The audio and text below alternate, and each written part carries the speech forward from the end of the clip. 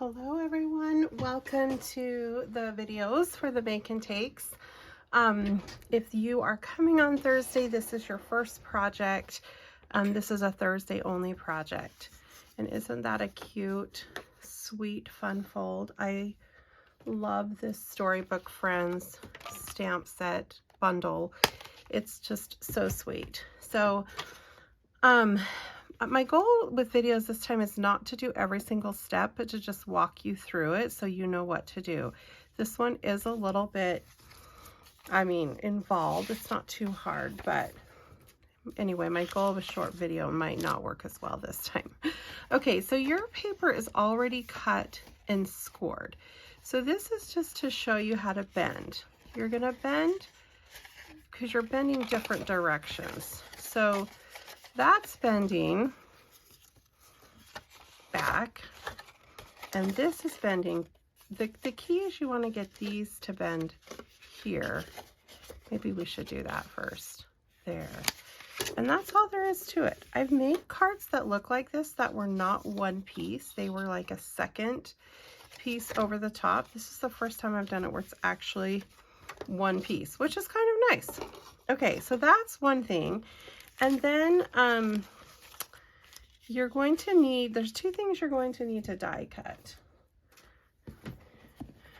One, first you're going to stamp your bunny.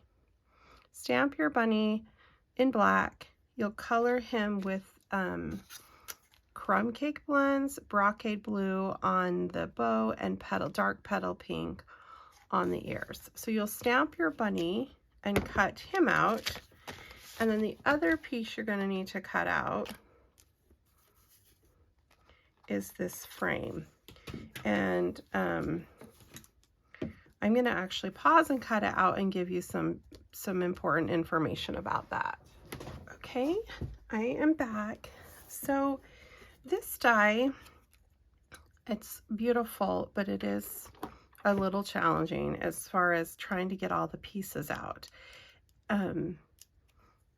So that the next person, when they cut, they don't have pieces stuck inside. Okay, so the pieces come out fine on your frame and you can be like, great, I'm ready to go. The problem is if you don't get them out of this die, then the next person is going to have a hard time cutting. So generally you can just push them out like this. There's a brush.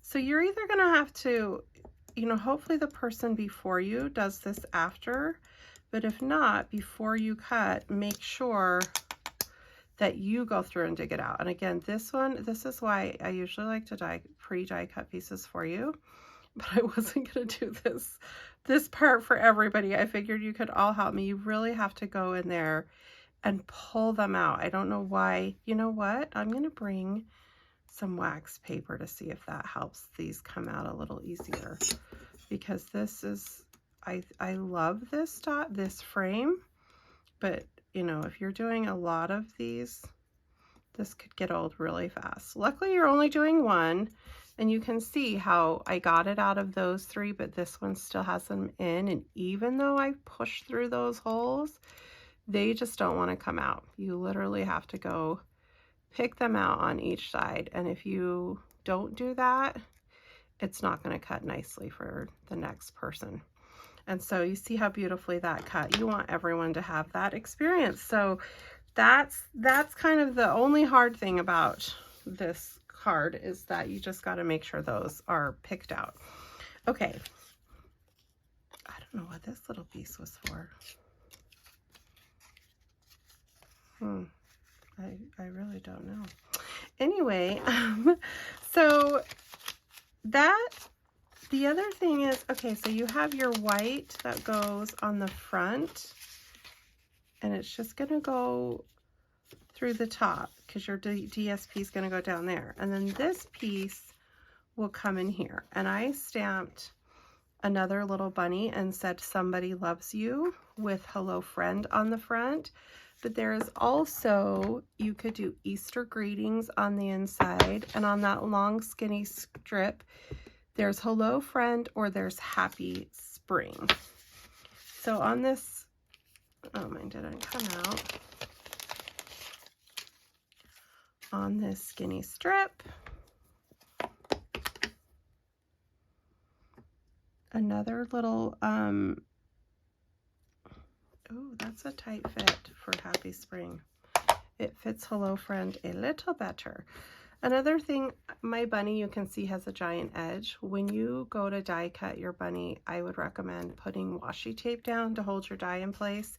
Even though I had magnetic plate, it kind of moved a little. I'm not going to redo it though. I am going to live with it. Okay, this petal pink, you're just going to put a little bit of pink in the background behind your frame. That's optional if you don't want it. I just kind of pick up my ink. This one's really light. I may need to refill it because I am not hardly getting any color. But in case it's dark, you always want to rub on your background first, just to make sure it's not too dark, which this one is certainly not too dark. I think I need to add ink to even get color to show up, but you get the idea. So you're just going to get some pink around the center. I didn't do it around my edges, but you can if you want.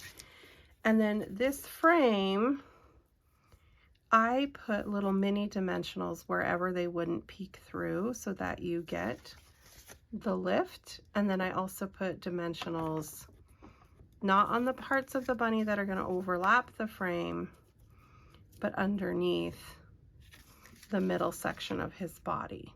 Okay, and then you can see how this has a little bit of a curve to it. I'm trying to see if I did that with a glue dot or dimensionals. I just cut my little ends. You can decide how long you want to make it. I gave you extra space. And that is not cut very evenly, but that's okay. And I just sort of bent it with my finger into that shape. Sometimes I use my bone folder. I didn't know if I had one here. And yeah, sorry, that Happy Spring, I might have cut it a little too tight for that. I didn't realize it was bigger. So you may want to use Hello Friend. But then I just stuck a glue dot there and a glue dot on the spot I wanted it to stick on. So I had a little lift there. And then of course, that whole piece would go here, and then you would put, I hope I have 2 of those. You would put these on the sides and this on the bottom, and then tie 2 10-inch strands of linen thread into a bow and attach with a glue dot. And that's your card 1 on day 1.